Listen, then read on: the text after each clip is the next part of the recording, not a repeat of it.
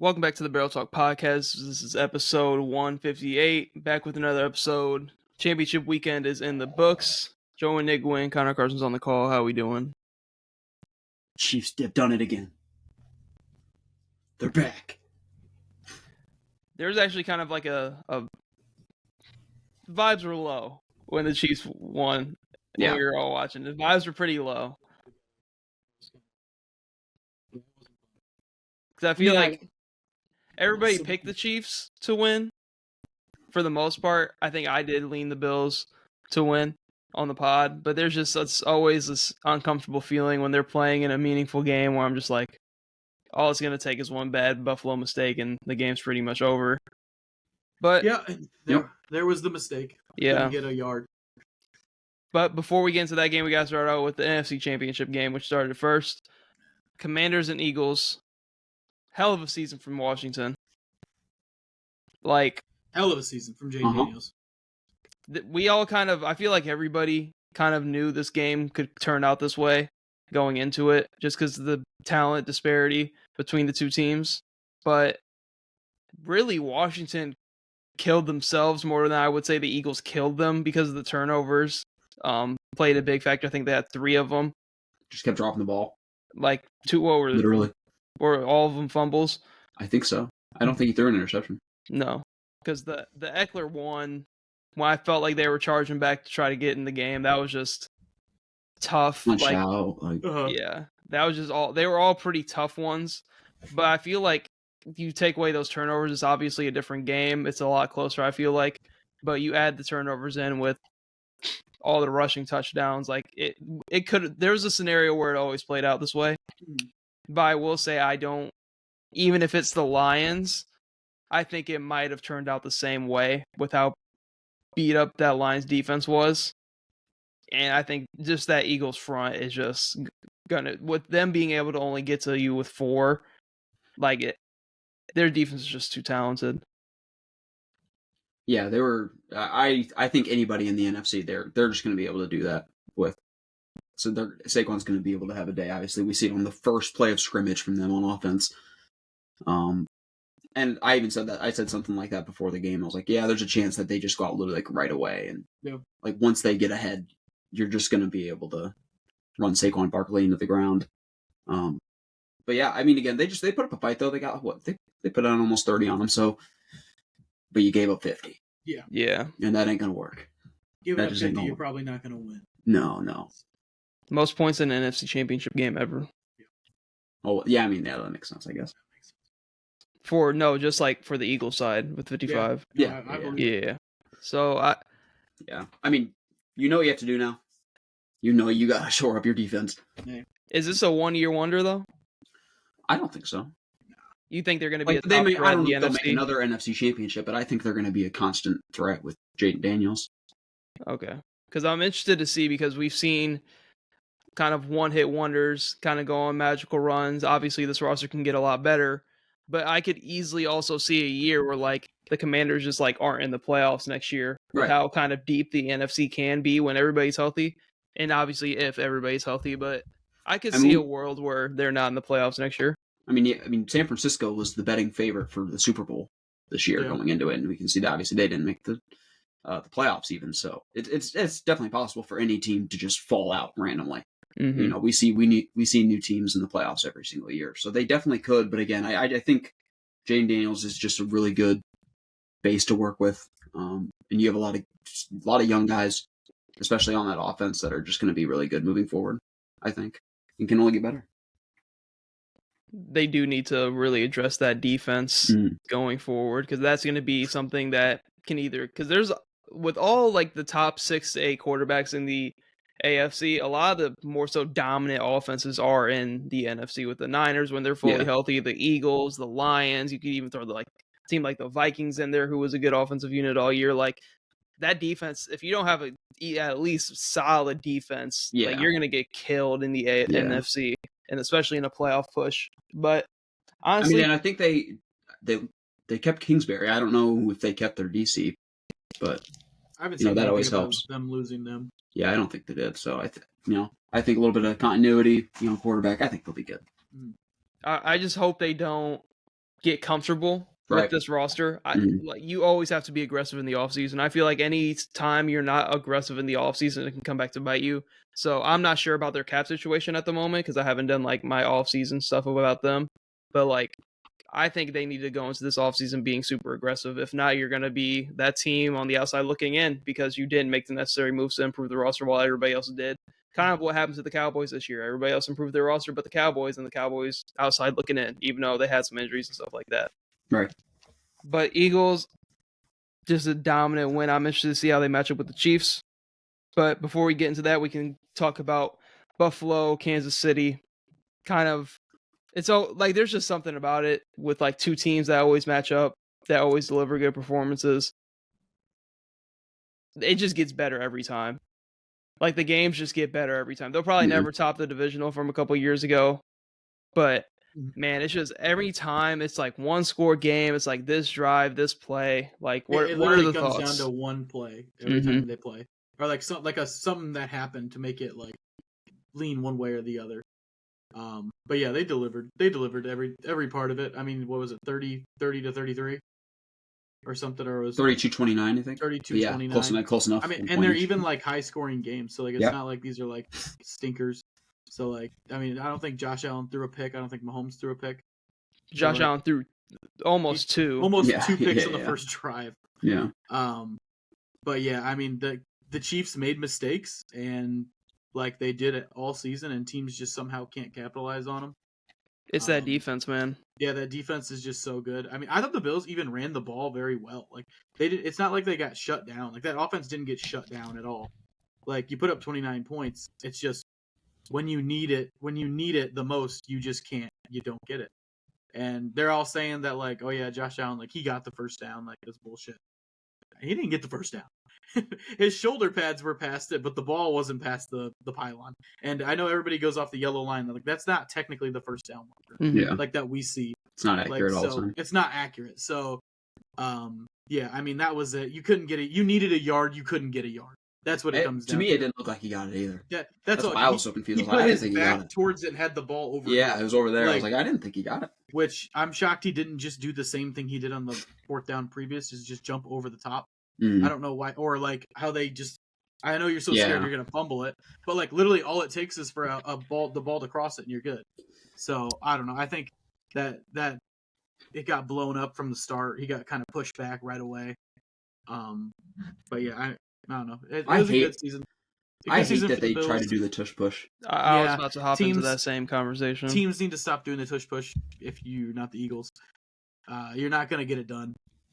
I do like when teams do the loop around on the tush push. Like instead of going straight for your center, like I feel like that was nice to do with Jason Kelce. But like if you can do it and then you do a little sidestep and then go, like I like that a lot. But yeah, I made a comment that Josh Allen probably won't go back to the AFC Championship, and I think I'm gonna stick to it. I don't think he's gonna be back for a little bit. See, the only thing I have with that take is that outside of Mahomes, there's like nobody that I would. It's gotta be Lamar eventually. Like Jesus, see, it's not. It's CJ Stroud is waiting. Anthony Richardson is waiting. Like all these quarterbacks, like that are good. Like I can't say is like if they matched up against the Bills, like I would pick them over the Bills. Pro Bowler Drake May. I don't know. It's interesting, but like especially after they stuff you on the tush push multiple times throughout the game, you would eventually think that you would give it to James Cook, who killed them, who had only 13 carries but had 85 yards, had the crazy touchdown. Like he wanted it, and the fact that why is every time a team plays Kansas City and they finally get something going in the run game, it comes down to the fourth quarter and they're like, you know what, fuck it, we're not going to run the ball anymore. We're going to pass it on every down from behind. I mean, it's usually what. But like Buffalo was in striking distance with way more than enough time to just still run the. Like you're telling me James Cook was averaging about 6.5 yards a carry, and he only got 13 touches. This is exactly what happened last year with the Ravens. The Ravens were running the ball fine, and then they decided to only throw the ball. They completely changed their scheme in the second half and the fourth quarter of what they were doing all year. And that play calling by Joe Brady was dog shit. He needs to be a coordinator for another year because that play calling in the fourth quarter, terrible. Why were we running a screen with the game pretty much this drive deciding the game? Why are we running a screen that gets blown up? And then Spags, obviously the defense is great, but why were you even in that position to begin with? Bro, I ain't gonna lie, Spags got my ass there. I was like, damn, he called a corner blitz. A corner blitz. No, that was wicked. I was free. Not really that play specifically, because that was just a great play call by the defense. But I'm talking about the plays that led up to it, going like throughout that drive, where you're just like, screen here. Like, if you're running a screen, just fucking run the ball with James Cook. Like, why are you running a screen here? They haven't really been working all game for you. Like, I just hate how they really went away from James Cook, who was had 2 tuds, only 13 carries, had 85 yards, averaging 6.5 a carry. Like, I just feel like you could have leaned on him a little bit more, because it's not like you were down 2 scores or anything else like that. You had enough time. You had timeouts to where you could just be comfortable running the ball. And I feel like Joe Brady panicked. I feel like he kind of panicked, and that defense by Spags is just it might just be they're just on this run. But I feel like whenever they have to have it, it's like the perfect play. It's the perfect play to get to the quarterback, or it's the perfect coverage. It's like you bring the quarter blitz, and I don't even know how he got the ball out. Yeah, and then Kincaid fucking. It's I know that Kincaid one was a lot harder than the Mark Andrews one, but it's just like 1,000 times harder. But it's just like you had he 2 got hands. It there, though. Like you had 2 hands. Like you had it there. You had it right there. You had 2 hands, and this is what you do for a living. Like I'm looking at him. I'm like, if he catches that, oh my god. Like, that would be the play of Josh Allen's career right there. If he catches that, I could arguably say they win. They win the game. They would have been in field goal range. You're already in field goal range. With minimum time left. Like 2 minutes left. Like, you're all 3 pushing timeouts. to go. At minimum, you're getting a field goal to go tie the game. Mm-hmm. Like, bearing Patrick Mahomes, like, getting on the field and just driving all the way down. But, yeah, like, that's a huge play. Like, you have to come up in that situation. But I just think the play calling by Joe Brady was questionable, especially in the back half of that game. But like I said, Spags always just has this knack for drawing up the perfect coverage, calling the perfect play for the situation at hand. And Josh didn't miss a few throws like earlier before that play too. So it's like, and he can't. I don't know, not to be like corny or anything, but like every play matters. Mm-hmm. Like the details just matter, especially like. Dude, that Chiefs defense is now really good again. Like, they have their guys back. So it's like they're all young too. It's not like they're aging. Yes, but like you're playing against like again a great defense, a great defensive coordinator. Like, you can't be like throwing these Aaron ass throws. I got worried at the start of the game, but I feel like those were just a lot of nerves. Those first like 2 throws that he threw that were incomplete, I'm like, whoa, because the first one of the game he threw was almost a pick. Yeah. Mm-hmm. So I'm just looking at that. It's just. Teams fail to capitalize on Kansas City's mistakes, but when you look at, I hate bringing up the ref stuff.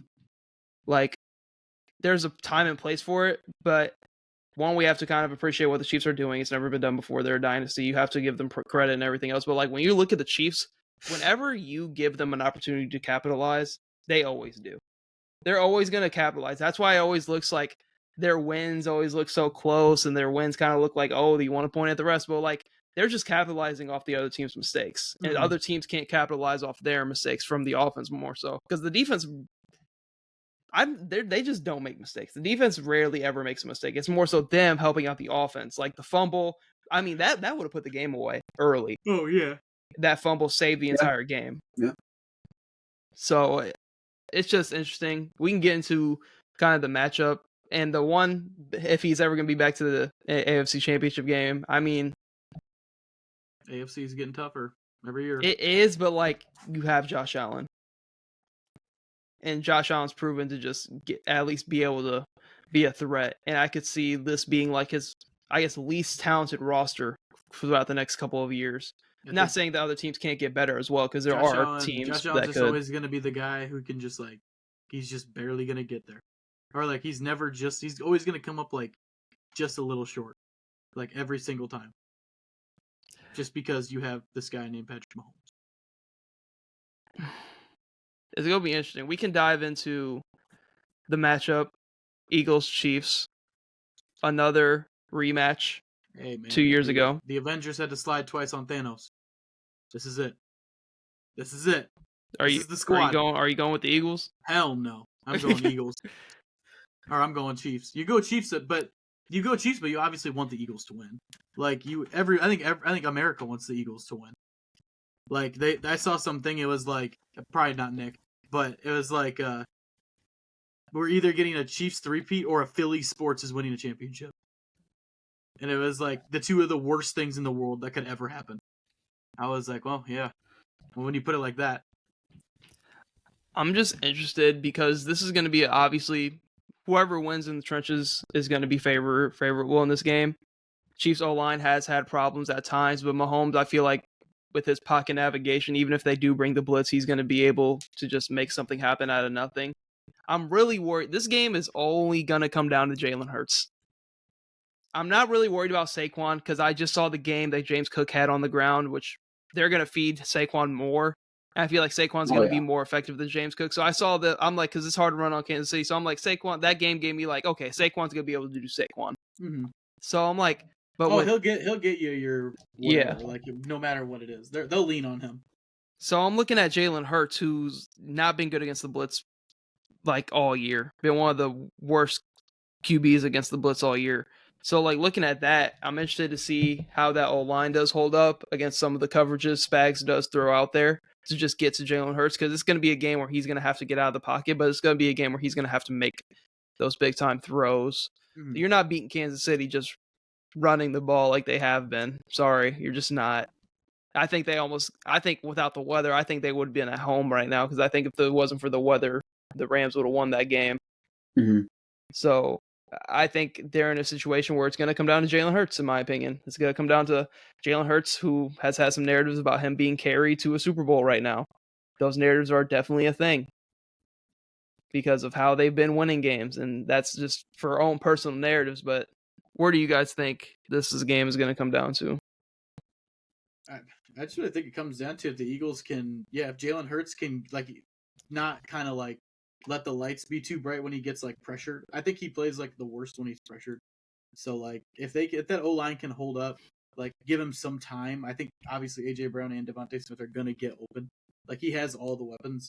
But then it depends on if you can get Saquon Barkley going. He's gonna give you what Saquon Barkley has been giving you all season, but you're also going up against the best run defense in the league, basically. So it'll be a lot. It'll be very interesting. I am interested to see how that Chiefs defense actually really plays, and then say about the Eagles defense, see if they can keep it up. I think we might end up getting a pretty boring game. Not gonna lie, I can really sense the Eagles defense stifling the Chiefs a little bit. I think the Eagles are going to try to lean on Saquon, and like you said, they're going up against basically the best rush defense in the league, especially when it comes to these type of games. Like they're going to step up. So like I think it's going to be hard for both teams because I think if you're the Eagles, I think maybe you'll be able to move it easy within the 20s, but once you get down to the red zone, like it's going to be hard because Jalen Hurts is going to have to throw the ball. I don't think you're going to be able to just get down to the 10 and then run Saquon right into the end zone. Like I think Jalen Hurts is going to have to make a throw in the red zone. And I think that's what it's going to come down to. I don't think it's going to be a high-scoring game. I think it's going to come down to just a few trips to the red zone and whether you get in or not. And if he can make those throws. And I think he can. I think Jalen Hurts is going to play up. I think he will make a few of those throws. I think it's going to be a really tight game. But it's just, can you make it deep in the fourth quarter? When he legit had the best game of his career against this team in the Super Bowl 2 years ago. Like, he balled. Yeah. Like, Jalen Hurts, I feel like that's the Jalen Hurts that people think or thought was going to be more consistent compared to what has been kind of the 2 years past that point. Mm-hmm. But I don't know. It's going to be interesting. It's kind of like a battle between, like, Kellen Moore and Spags, where I just think Spags is just going to get the better of him. I can see Kellen Moore kind of just leaning on that run game a little too much, playing a little too safe, and it kind of coming back to bite them. Because there's going to be a drive. I know the Eagles' defense is good, but there's going to be a drive or two within the game where the Chiefs just move that bitch down the field in 5 plays and get into the end zone. But it's just like, how are the Eagles going to respond to, like, if they get down early? because they haven't been a good team to play from behind. And I know the Chiefs haven't been blowing anybody out all year, but like, what happens if like opening drives, Chiefs comes down and just puts that bitch in the end zone on like 6 plays? Yeah, and they set the tone of the game. We've been seeing it kind of like all year. It's like the Eagles are literally like run pass punt. Like you could easily see that in the Super Bowl on the very first drive. Like the 2 rushes to Saquon, Jalen Hurts pressured, throws it out of bounds, and then you're punting already like a minute into the game. So I could definitely see that. I really hope we don't see that kind of like Eagles offense because I really want to see the Eagles ball.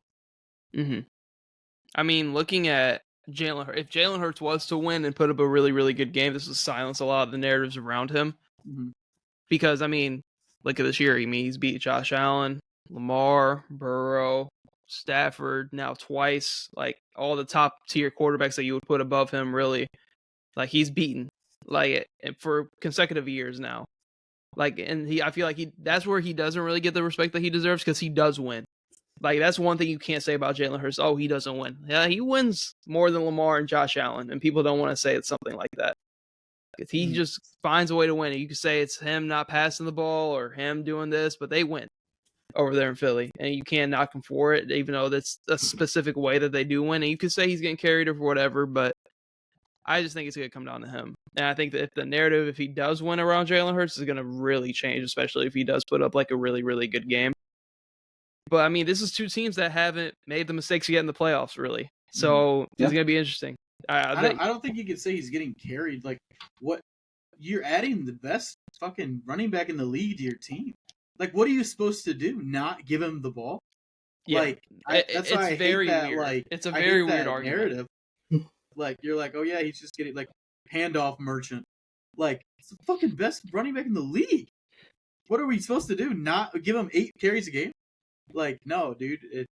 It's just terrible how I think that's how people think.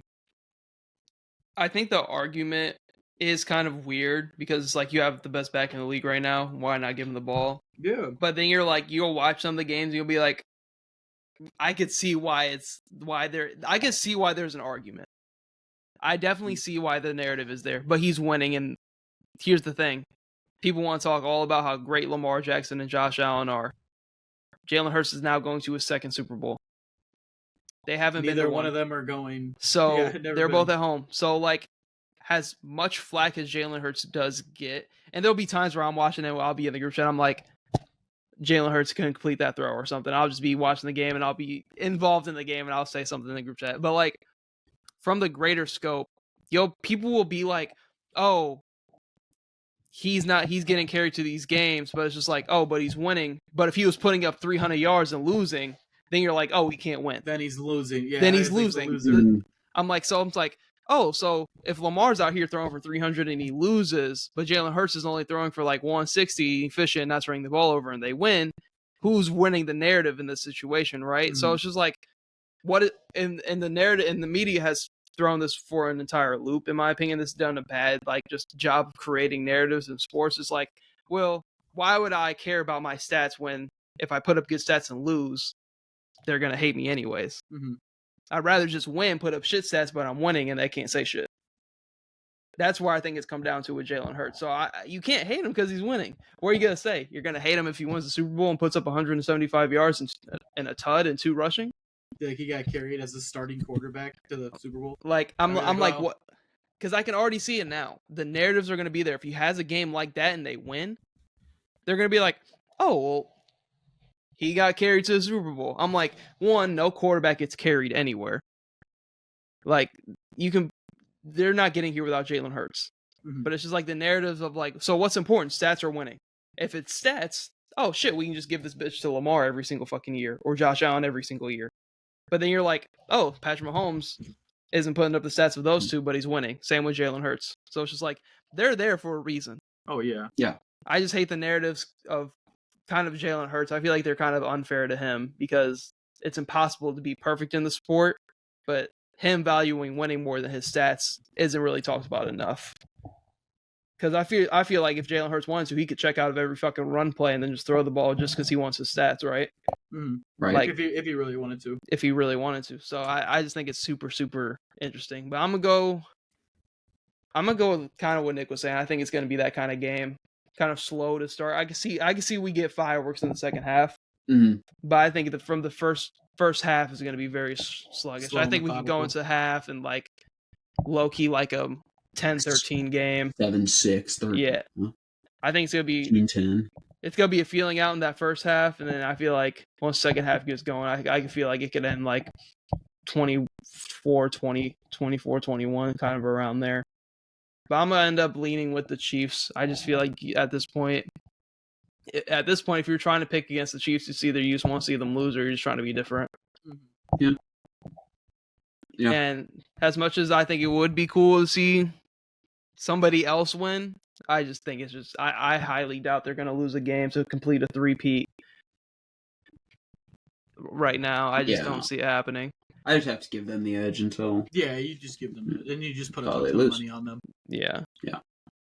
But we can kind of pivot towards Dallas Cowboys finally getting their head coach. Nick, what are the guy we all thought it would be, right? Yep. What are the thoughts right now? I don't know, man. It's weird. Why is Jerry talking like this? Why is he being so sussy in these meetings? A lot of weird quotes. I was fine with it, honestly. Found out he was our OC the past 2 years. Didn't know that. So that's cool. Well, yeah, because Mike McCarthy called the plays anyway, right? Yeah. Okay, so that's valid then. So basically, when I don't know. I'm okay with it. I think he looked good in the pressers. So like, I was feeling good about that. And then Jerry Jones came out and had those weird ass quotes, and it's like, I'm like, okay. It's like, yeah, he has no head coaching experience. I'm going out on a limb here. Like, yeah, he's like, you don't think I take risks? Like, look at the guy I just hired. It's the biggest risk ever. This piece of shit I just hired right here. It's the biggest risk ever. Right. What? Like, okay. What are you talking about? He's your OC for 2 years. So. Fucking head coach now. I don't know. Nervous, but I think he'll probably end up being whatever, fine. Like, we're gonna win 10 games next year. So, whatever. Win 10 games, get bounced in the divisional. Like, here's the thing. He can't make me mad because you're just gonna get to the first round and then lose, and I'm like, okay, it's the same as everybody else. So, here's my thing. I'm also on that side with you about it, because like I'm like, who did the Cowboys fans really want them to go hire, right? You're gonna go hire somebody like Dion, right, who's never coached at the NFL level, who's been a head coach for really only his son. So now you're putting him in a system where like Dak's paid. Dak's a proven guy. He's not looking at Dion as this like mentor savior type thing, like a college mindset. So it's like Dak's like, listen, I'm gonna get my fucking stats. I'm already paid. Right. I have the franchise in a chokehold right now for the past couple of years. So it's just like, I'm gonna do me. So I like the narrative of Dion would have been more pure entertainment value than I think it would have actually worked out on the field. It would have been a joke, honestly. I think Dion would have went in there and nothing against Dion. I just think like he's too high profile. Like, it would have been like just signing Dion to just like sign him. Yes. Like, to be like, oh, he doesn't want to be at Colorado anymore. Like, let's just go get him. Like, just cause. I'm like especially out of the only other, I really liked the Aaron Glenn fit when we were talking about in the group chat that one day. I thought that would have been a really, really good fit defensively for sure, and just giving a new attitude and mindset to the defense. I thought if you can't get him, because the Bill Belichick one kind of went out the window once he went to college, so that was kind of weird. But it's just like, who else were we going to go get other than like Aaron Glenn, which I thought was a real fit. Ben Johnson, I never really felt like fit there. Like, I never really felt like any of these coaches that were in the realm, like Liam Cohen obviously didn't fit there. Like, so I'm like, if you were going to bring in Dion, I feel like this is kind of like the same kind of move. Like, Dion doesn't have NFL coaching experience. Coaching in college and coaching in the NFL is this whole different world. Mm-hmm. Like, and I feel like that's kind of the reason Dion hasn't taken that step, because he knows that. And he knows like kind of what he wants out of like his coaching career in college. It's just so interesting that Cowboys fans are impossible to please. Oh yeah. Like a lot of fan bases around the NFL. So it's just like, it could work out. You never know. I personally like this move rather than bringing somebody like Kellen Moore back, who you kind of already know what you're getting from Kellen Moore. At least with this, you have kind of some like not knowing what exactly is going to happen for this team offensively from an offensive point of view. Like Kellen Moore, you're going to come back and it's going to be like, well, I kind of already know what I'm getting from Kellen Moore as a coach. So it's just like, here we go. Like, at least now you kind of have some sort of like hope and belief again. So we're like, maybe things could be different. You never know. Yeah. I'm happy it's more a no name than like a celeb. Like again, I was just about to say this. I would have seen Dion as more like a celebrity coming in to coach my football team. So like, I'm glad it's more of a low profile guy because I think here's the thing.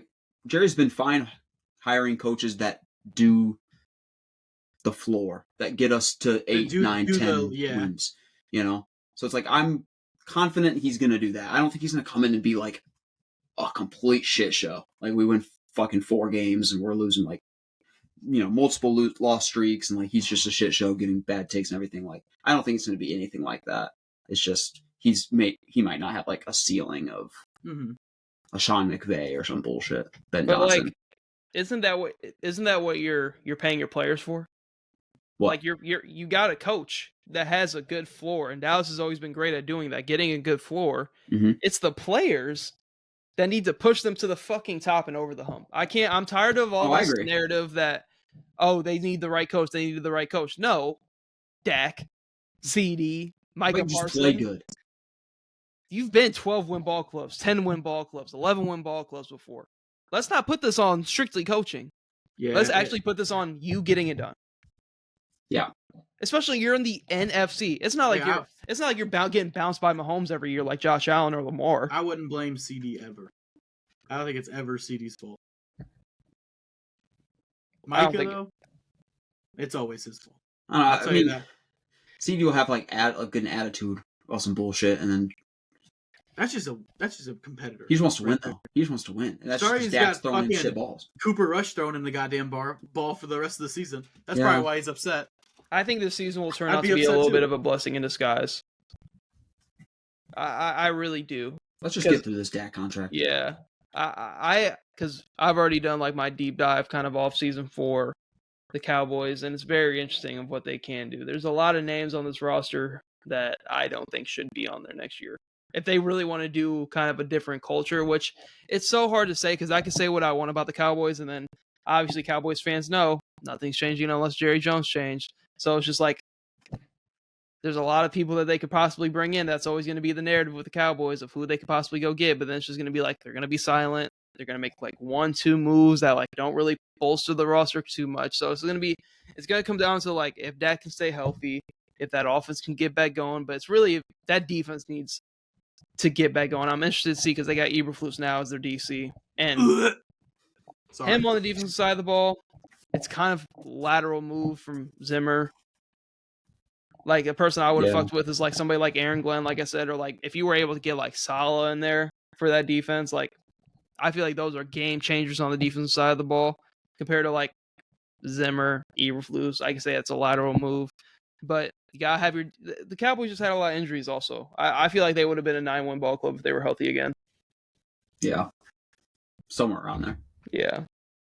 But we have the Super Bowl, a week off of ball. We're going to be dropping our kind of off-season breakdowns starting out this week, starting out in the kind of like the draft order and stuff like that. So we'll be diving into the off-season while we have this kind of week off of ball before we get into free agency because that time's going to come very fast. And then we'll go into the draft. But do you guys want to wrap it up there? Yeah, sure. Thank you guys for tuning into the Barrel Talk podcast. Hope you tune in to future episodes.